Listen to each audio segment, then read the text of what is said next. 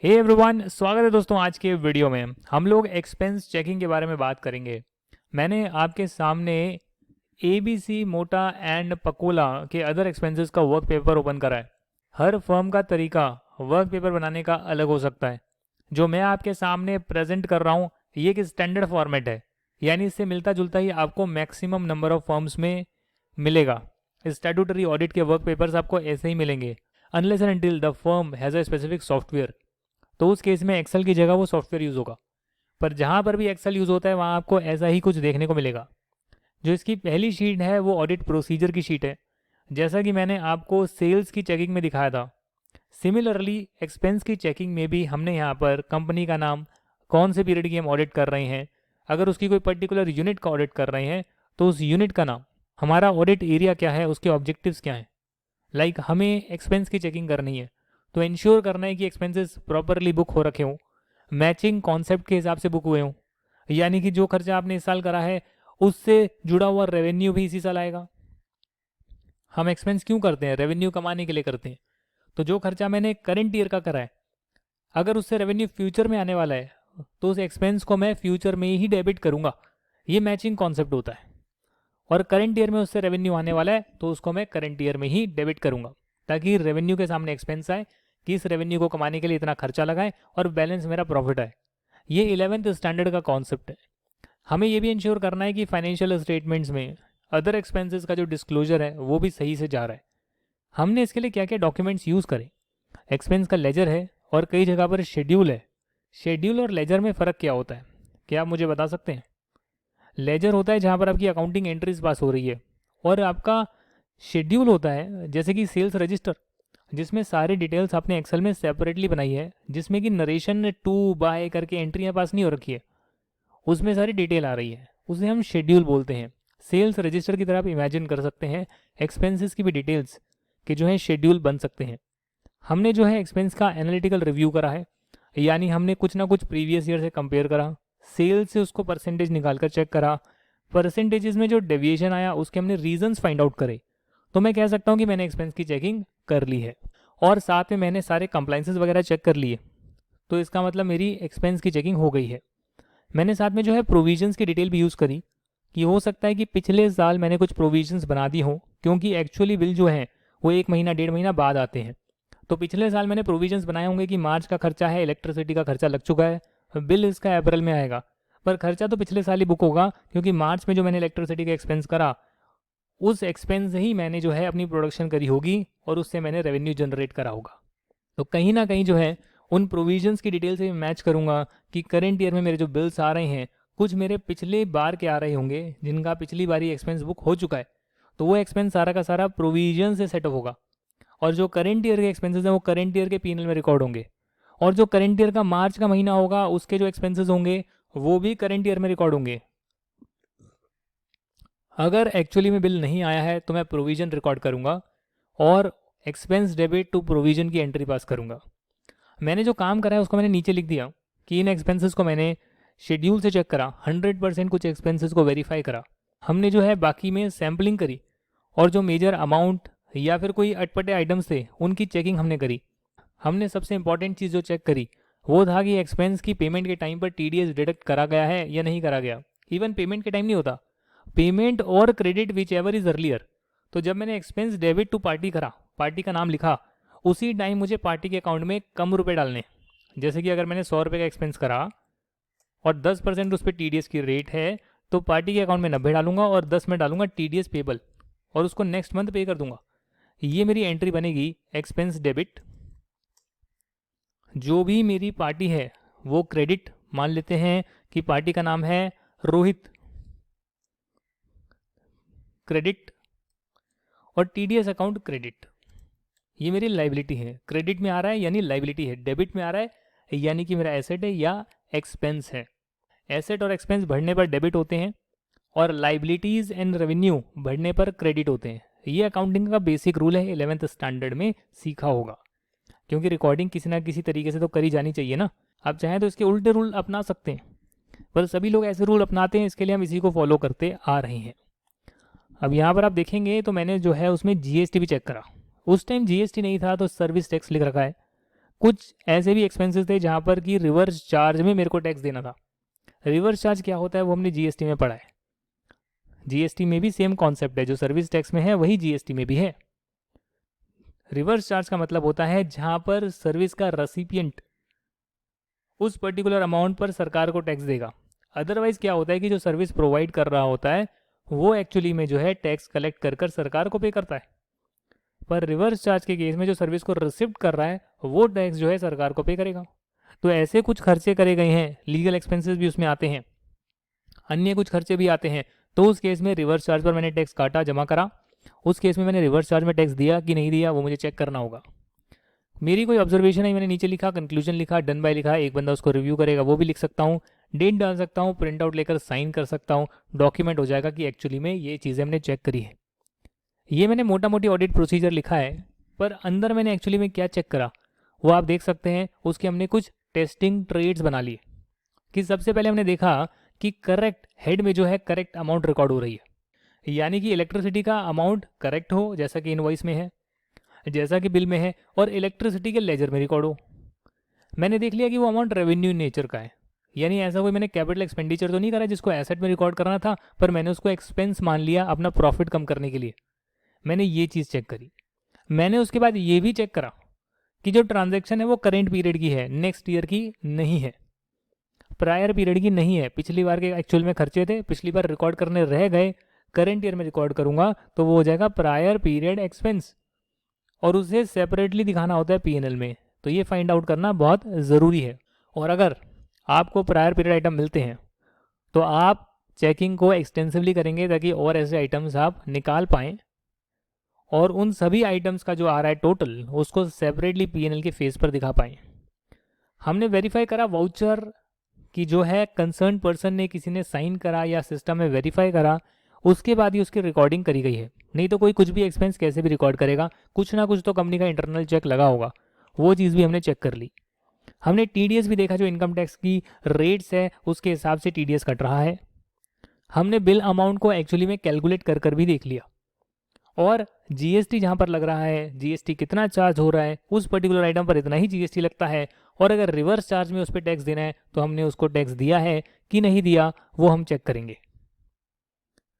और साथ में हम चेक करेंगे कि अगर कोई फॉरेन करेंसी का आइटम है तो उस पर जो रेट हमने लगाई है, यूएसडी में अगर पेमेंट कर रहे हैं, कोई आईटी सर्विस हमने ली, इंडिया के बाहर से ली, तो यूएसडी में आ रहा होगा पेमेंट, पर मैं तो आईएनआर में रिकॉर्ड करूंगा तो किसी ना किसी रेट से मल्टीप्लाई करूंगा।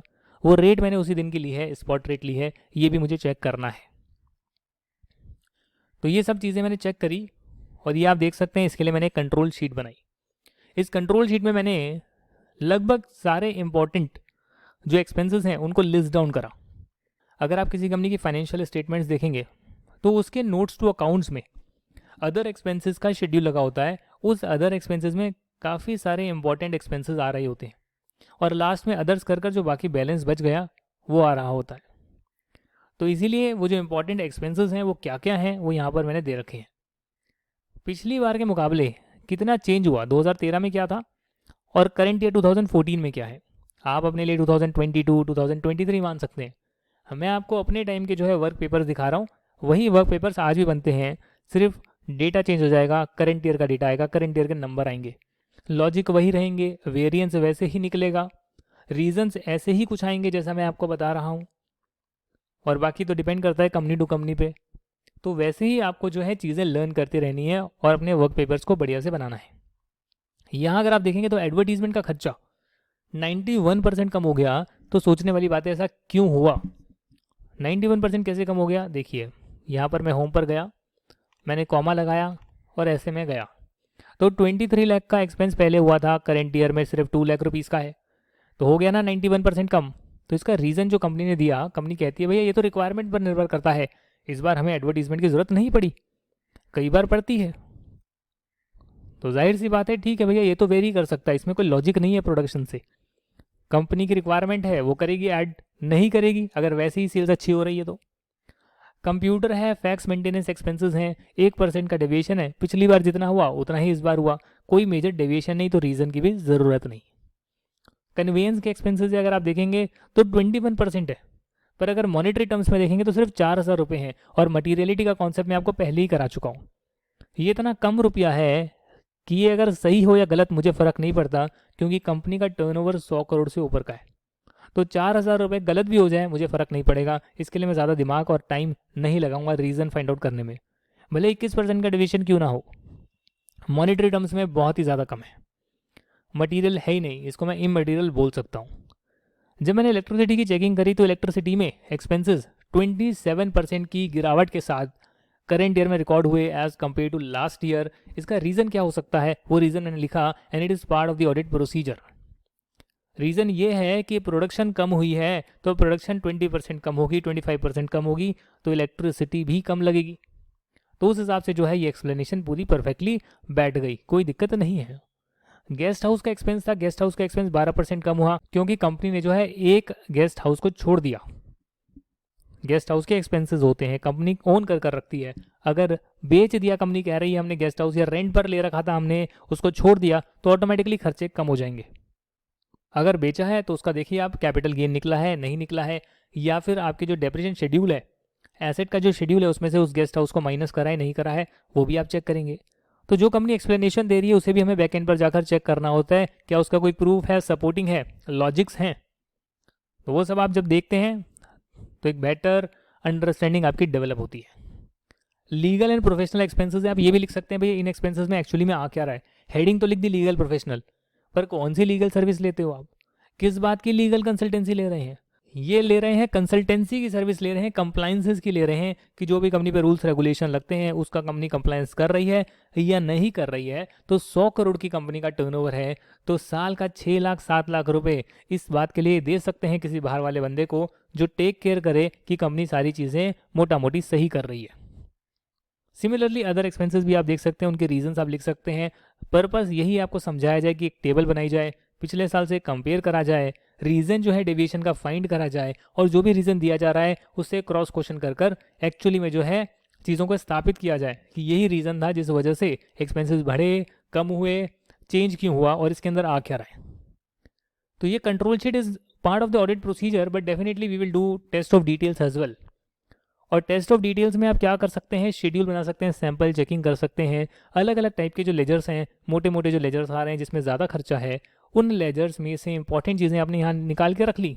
और देखिए अगर आप देखेंगे तो मैंने इसका लिंक लगाया हुआ है एडवर्टीजमेंट एंड पब्लिसिटी एक्सपेंसेस के शीट से, और मैं यहाँ जाऊँगा तो पाऊँगा कि ये वाला एक्सपेंस मैंने चेक करा है। तो पूरा का पूरा लेजर मैंने यहाँ पर कॉपी पेस्ट कर लिया एक्सेल के अंदर, और साथ में मैंने अपनी जो शीट बनाई चेकिंग की है उससे लिंक कर दिया कि भैया टोटल इतना एक्सपेंस है, बट उसका मैंने ये वाला एक्सपेंस चेक करा है, इतनी क्वांटिटी, ये रेट आ रही थी, अमाउंट कैलकुलेट आप कर सकते हैं।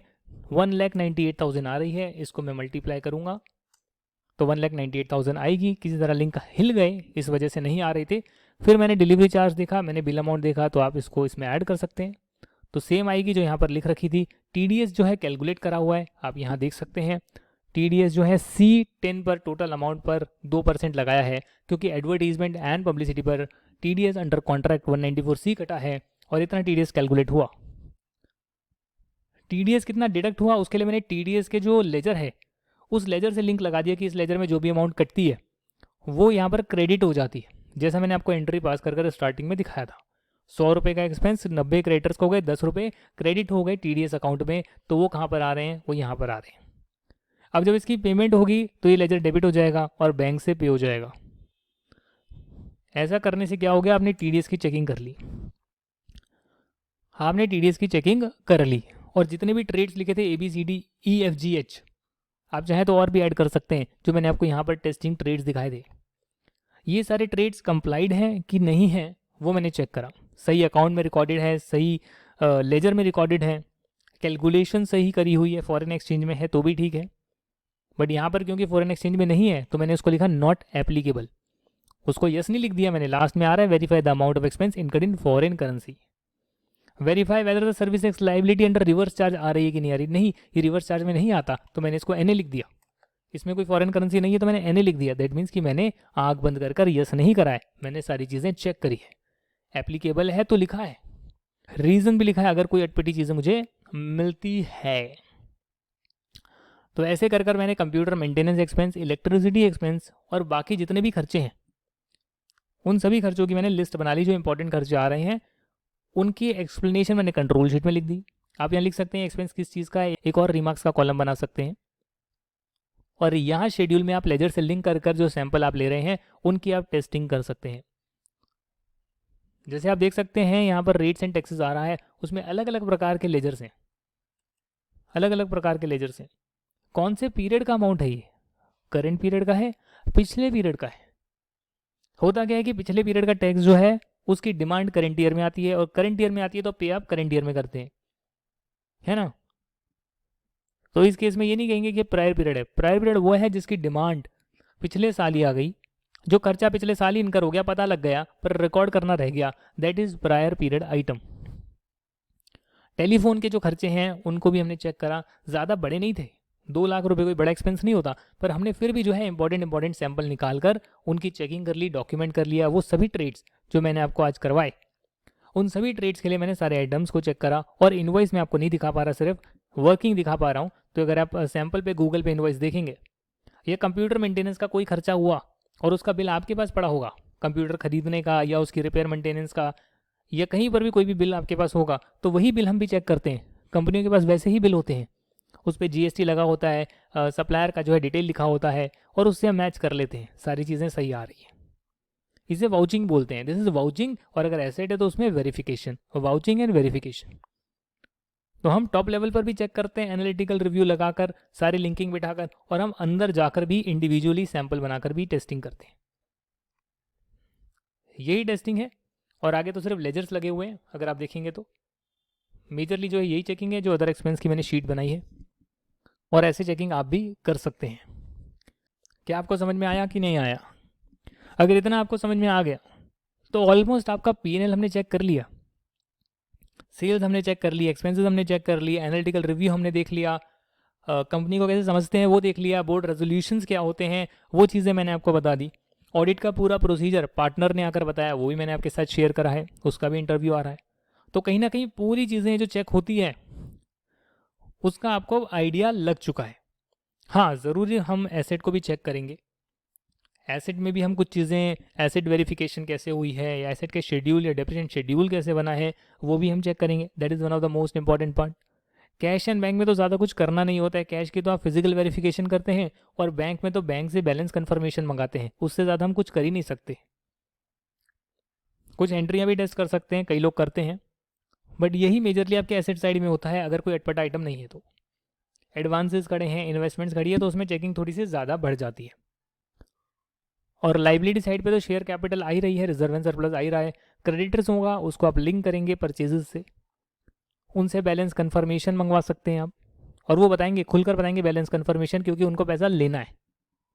डेटर्स फिर भी ना बताएं क्योंकि उनको देना है, पर क्रेडिटर ज़रूर बताएंगे, उसकी गारंटी है।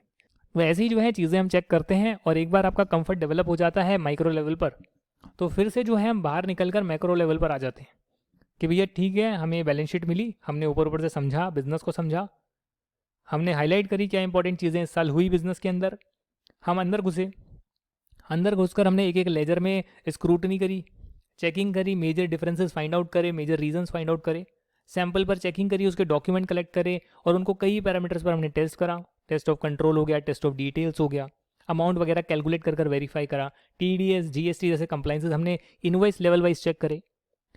और कुछ ऐसे एक्सपेंसेस थे जिसको हमने 100% ही वेरीफाई कर दिया, क्योंकि वो हर महीने का या तो एक बार एक्सपेंस हो रहा है, या उसका कोई एग्रीमेंट ऐसा है कि उस एग्रीमेंट के तहत जो है एक सिमिलर अमाउंट का एक्सपेंस निकल कर आएगा। ये इलेक्ट्रिसिटी के 12 बिल हो गए, तो उन चीज़ों को हमने 100% ही चेक कर लिया। तो ऐसे जब मैंने माइक्रो लेवल पर चेकिंग कर ली, सेल्स, परचेज, एक्सपेंसेस की, और asset side, liability side, then I will come to the macro level कि हाँ अब डॉक्यूमेंट एग्जिस्ट करते हैं, अंडरस्टैंडिंग डेवलप हुई, डेविएशंस इतनी मिली, डेविएशंस मेजर नहीं है, then we have to think from the macro level perspective again कि कंपनी पे क्या क्या लॉज रेगुलेशन लगते हैं, क्या क्या चेंजेस आए थे, कुछ हमसे छूट तो नहीं गया कोई मेजर चीज़। और जब ऐसे बड़े लेवल पर हमारा कंफर्ट बनता है तो उसके बाद हम आगे बढ़ते हैं मैनेजमेंट रिप्रेजेंटेशन लेने की तरफ, और फिर फाइनली बैलेंस शीट को साइन करने की तरफ, ऑडिट रिपोर्ट बनाने की तरफ। तो ऐसे ही हम हर हफ्ते कुछ ना कुछ नया लाते रहते हैं। उसके लिए आप मेरी CA योगेश वर्मा एप्लीकेशन को डाउनलोड कर सकते हैं, अपने दोस्तों के साथ ऑडिट कोर्स का लिंक शेयर कर सकते हैं, ताकि वो सब लोग भी घर बैठे रियल वर्किंग पेपर्स पर काम कैसे हुआ है उसकी अंडरस्टैंडिंग डेवलप कर पाएँ। और ये हर कॉमर्स स्टूडेंट को पता होना चाहिए, जितनी चीज़ें मैं बता रहा हूँ। एक्सपर्ट लेवल ज्ञान तो बहुत कुछ हो सकता है, अनगिनत है। बहुत सारे लोग बिग फोर में बैठे हैं, उनके पास भी पूरा नहीं होगा। पार्टनर लेवल पर पहुंचेंगे तब जाकर उन्हें पता लगेगा, वो भी एक इंडस्ट्री का, दूसरी इंडस्ट्री के लिए फिर दूसरा पार्टनर होगा। एक्सपर्ट लेवल का अंत नहीं है, पर जो बेसिक सबको पता होना चाहिए, कॉमन लेवल अंडरस्टैंडिंग पर मुझे लेकर आना है, वो ये कोर्स करता है। और इसीलिए आप इसको अच्छे से अटेंड करें, मिस ना करें बिल्कुल भी। जितने भी वीडियोस हैं उसको जब टाइम मिले पूरा देखें, 2 बार देखें, 3 बार देखें, दोस्तों के साथ शेयर करें और अपनी अंडरस्टैंडिंग को बिल्कुल पक्का कर लें। Right, then will see you in the next video. और नेक्स्ट वीडियो में हम परचेजेस के बारे में थोड़ी बहुत बातचीत कर लेंगे, क्योंकि हमने डिटेल में सेल्स चेकिंग कर ली है, तो अब मेरे को परचेजेस ज़्यादा डिटेल में करवाने की ज़रूरत नहीं पड़ेगी। हम ऊपर ऊपर से कर सकते हैं, क्योंकि आपको पता है कि अंदर जाकर तो हमें कैसे TOD TOC की शीटें बनानी है और चेकिंग करनी है। फिर मिलते हैं नेक्स्ट वीडियो में, तब तक के लिए बहुत बहुत धन्यवाद। Thank you and bye bye.